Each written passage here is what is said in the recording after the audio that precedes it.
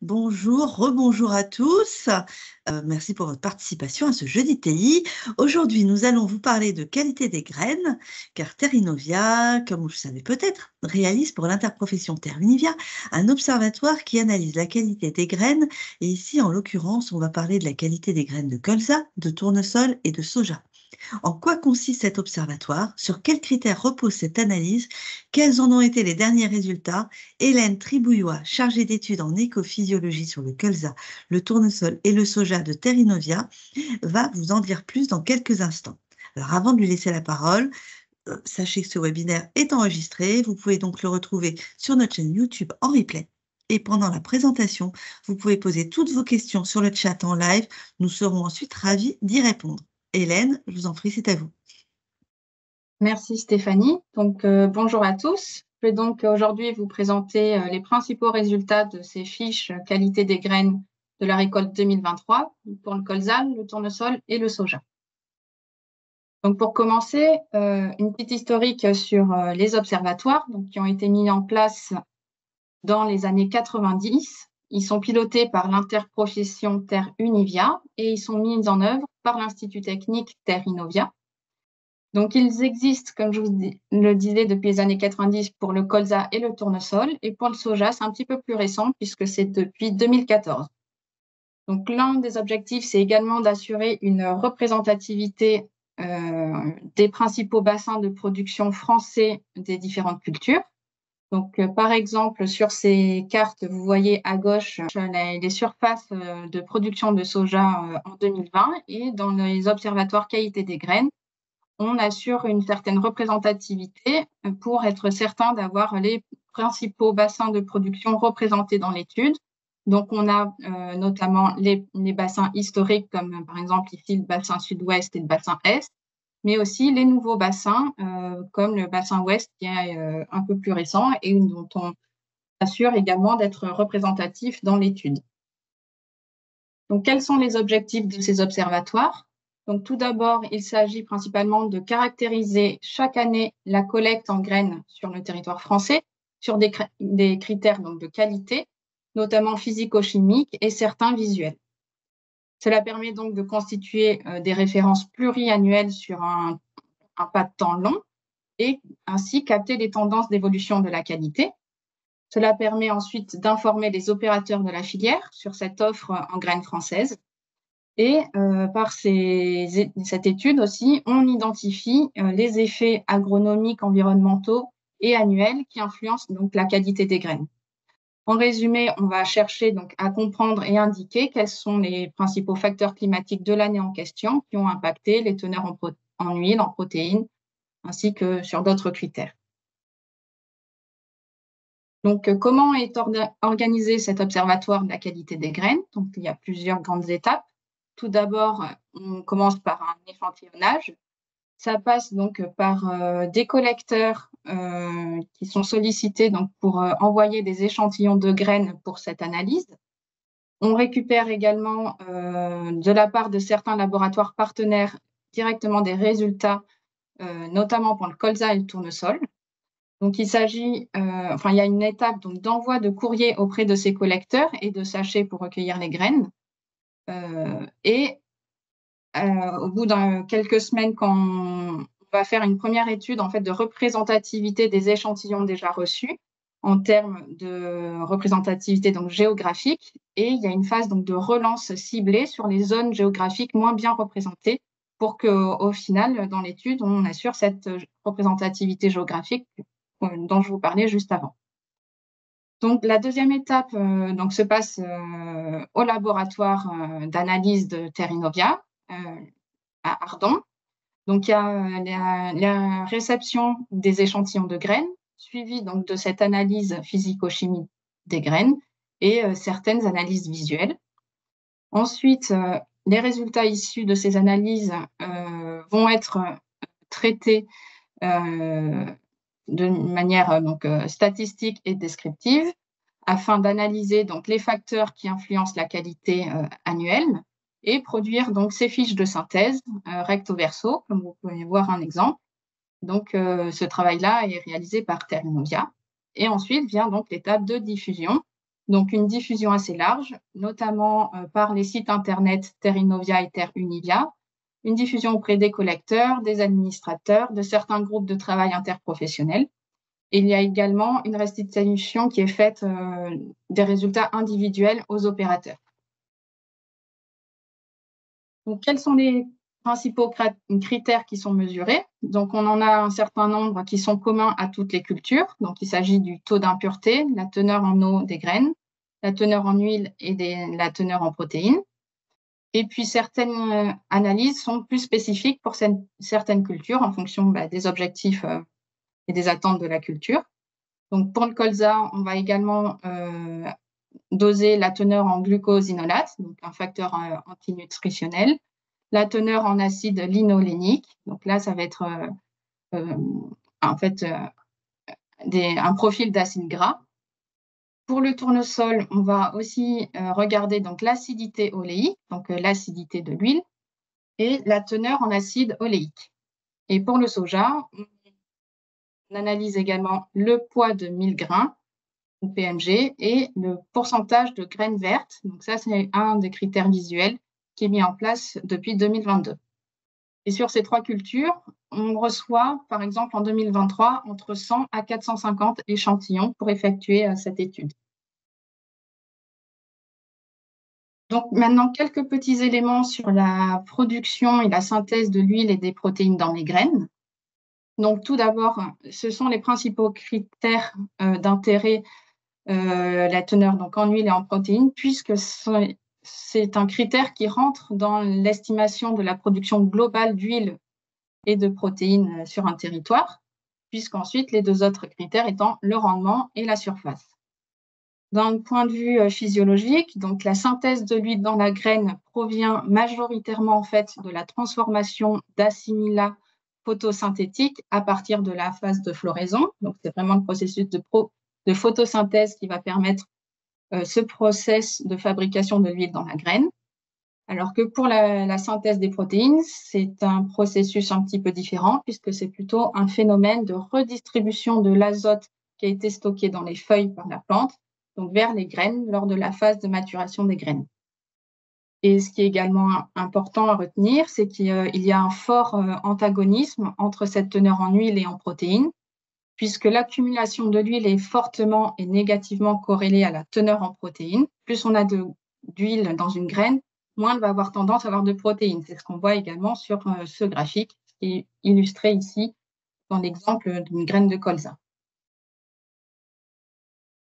Donc maintenant, je rentre dans les résultats issus de cette étude de 2023 sur la qualité des graines. Donc, il s'agit des principaux résultats issus des fiches. Donc, tout d'abord, ce qu'on peut retenir de manière très globale pour les trois cultures en 2023, c'est que la qualité des graines était dans la moyenne. En fait, on a eu des critères globalement corrects.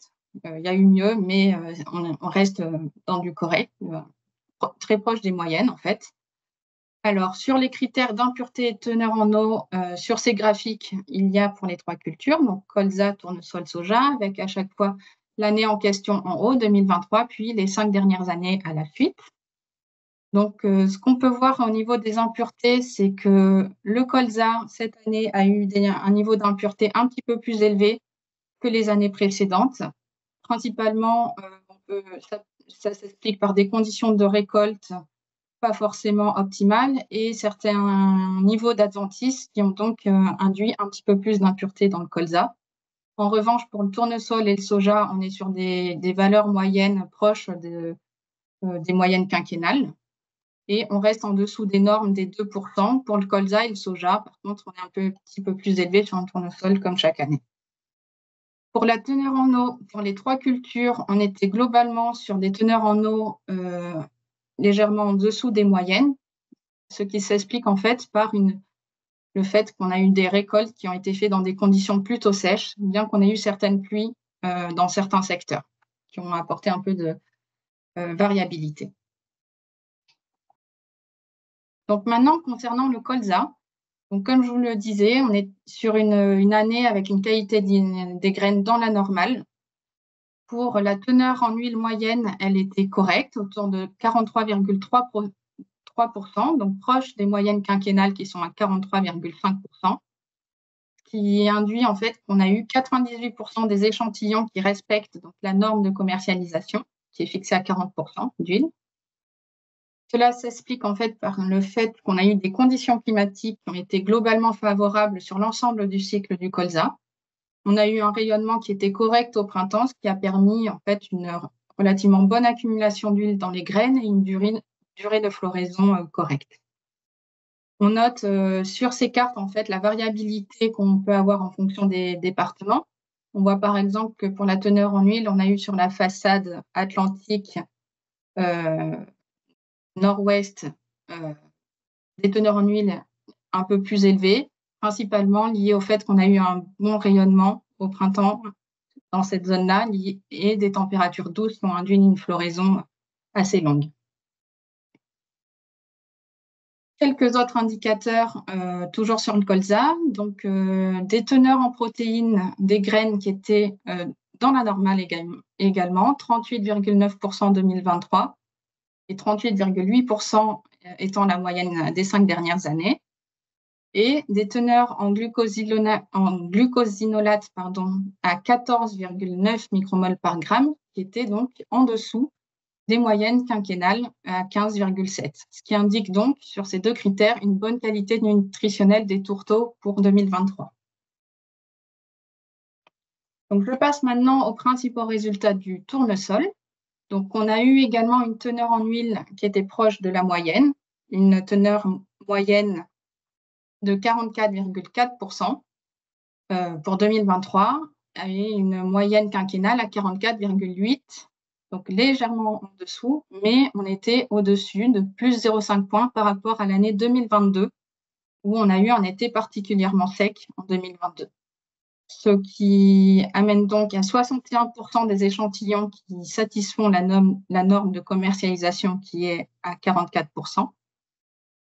Et cela s'explique par des conditions climatiques qui ont été plutôt favorables sur le cycle du tournesol. On a quand même eu des stress hydriques modérés dus à des conditions sèches à partir de la floraison, mais avec de la variabilité, avec des pluies orageuses dans certaines zones et aussi la profondeur du sol pouvant impacter sur la quantité d'eau disponible et donc les stress hydriques ressentis pour le tournesol. On voit sur la carte qu'on a une certaine variabilité géographique qui impacte la teneur en huile. Pour la teneur en protéines, en 2023, on était à 32,2%, donc légèrement en dessous.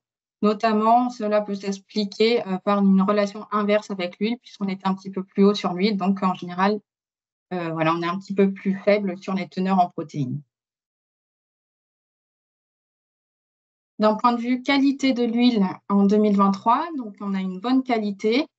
L'acidité oléique moyenne était de 0,4%, donc très proche des valeurs habituelles, hors 2021 où on a eu des valeurs bien plus élevées. Donc, on est très en dessous de la norme de 2%, ce qui indique une bonne qualité nutritionnelle de l'huile de tournesol. Et ça s'explique également par des conditions de récolte qui ont été sèches, qui ont donc limité la dégradation des triglycérides, entraînant cette acidité oléique. C'est lorsqu'on a des conditions humides à la récolte et au stockage qu'on peut donc avoir cette acidité oléique. Mais là, on était encore dans des conditions sèches, donc pas de problème. Et pour les tournesols oléiques, on a également dosé donc la teneur en acide oléique, une teneur moyenne cette année à 87,8%, donc supérieure à la moyenne quinquennale qui est à 86,6%. Et cela s'explique donc par des températures nocturnes qui étaient au-dessus des normales et qui ont donc favorisé cette accumulation d'acide oléique dans les graines. Donc, concernant le soja 2023, on était également dans une qualité dans la normale, avec une bonne teneur moyenne en protéines à 42,7%, donc légèrement supérieure à la normale quinquennale qui est à 42,3%. Et de plus 0,9 points par rapport à 2022. On est même sur les valeurs les plus élevées en termes de protéines de ces dernières années. On a eu des températures élevées et des déficits hydriques, mais les pluies occasionnelles ont donc permis quand même d'avoir une bonne teneur en protéines. Les irrigations également ont favorisé les teneurs en protéines, donc principalement les irrigations de fin de cycle, puisqu'on voit un écart assez important de l'ordre de 1,6% de plus lorsqu'on est sur des parcelles irriguées. Concernant la teneur en huile moyenne, donc on a été à 21,3%, donc très proche de la moyenne quinquennale qui est à 21,2%. Sur le soja, on a également regardé donc, le PMG, donc poids de 1000 grains, qui était de 167,3 grammes, donc très proche de la moyenne quinquennale qui est à 166,5, et qui reflète donc des conditions plutôt sèches pendant le remplissage des graines, mais dans une moindre mesure par rapport à 2022 qui était très sec. Enfin, on a également regardé donc, le pourcentage de graines vertes dans les lots reçus, puisque c'est un problème qui est apparu notamment en 2022 avec la présence de graines qui restent vertes, de couleur verte, alors qu'elles sont à maturité.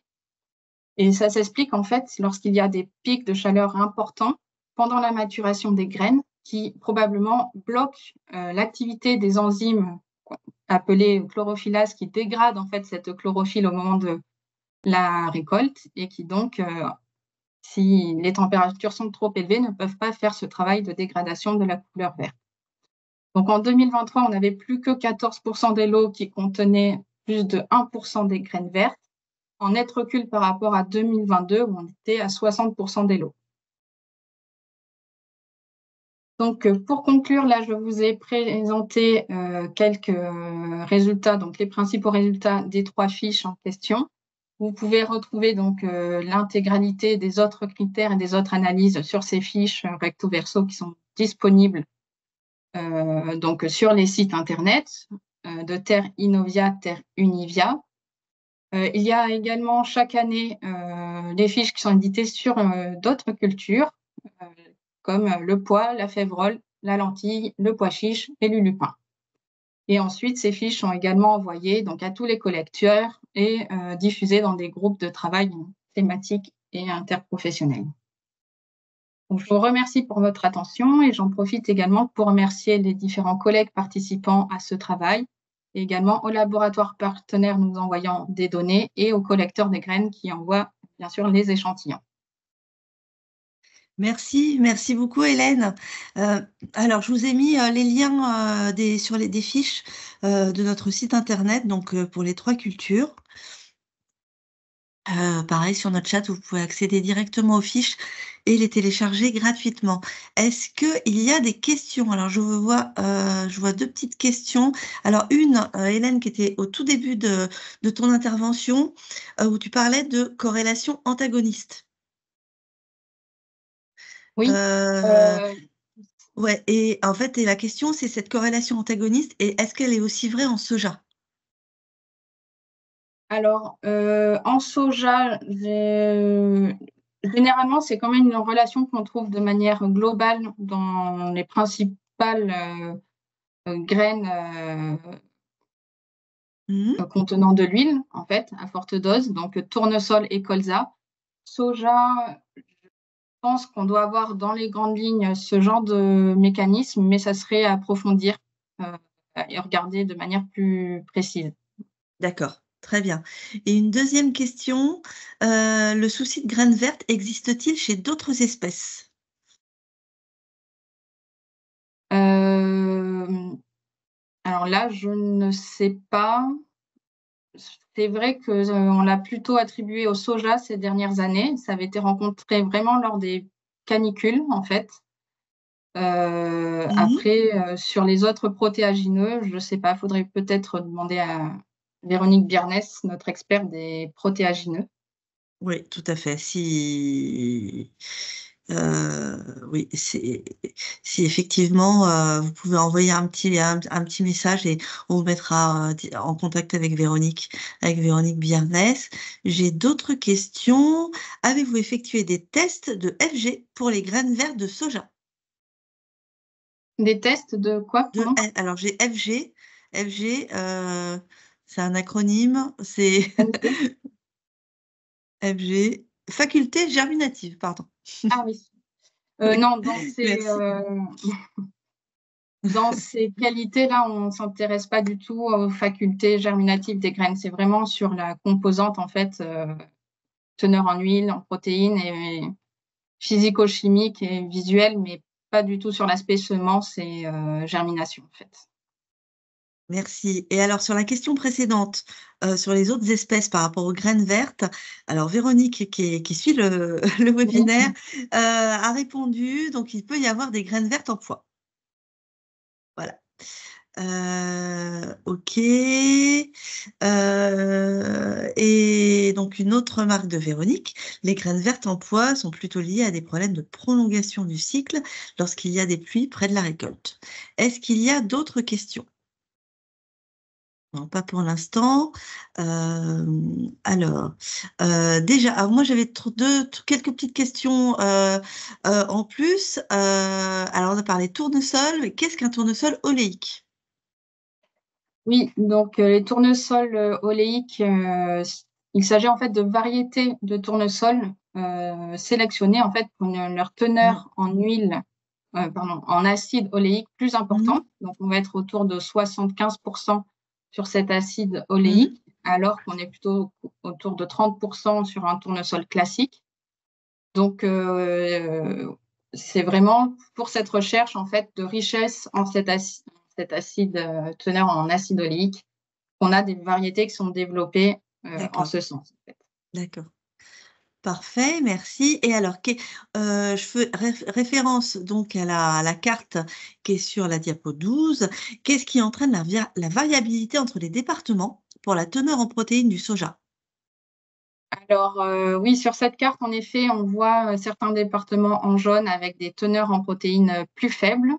Donc on peut faire l'hypothèse qu'en fait, il s'agit de zones où on va avoir moins de parcelles irriguées, on a moins d'accès à l'irrigation pour le soja, Mhm. alors qu'on va avoir des stress hydriques qui s'opèrent.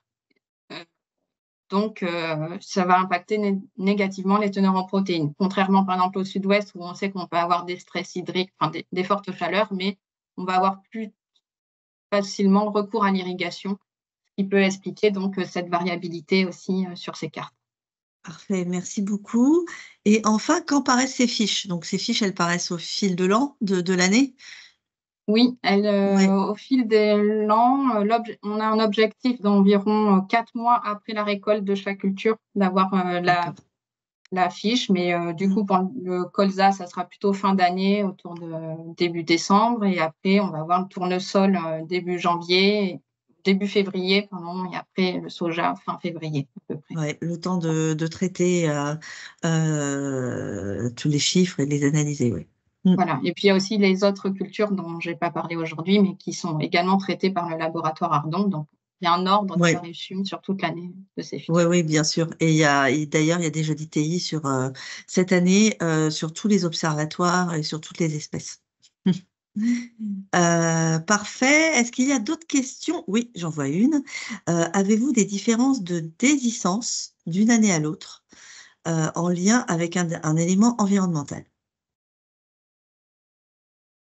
Alors, j'ai pas le chat sous les. Déhiscence. Alors, déhiscence, je ne sais pas ce que ça veut dire. Est-ce que la personne qui a posé la question peut préciser sur le chat? Chute de graines. Des chutes de graines. Ouais, Donc, avez-vous des différences de chute de graines d'une année à l'autre en lien avec un élément environnemental? Bon, ça, avec les changements climatiques. alors oui, alors dans le cadre de cette étude, c'est pas du tout un critère qui est regardé.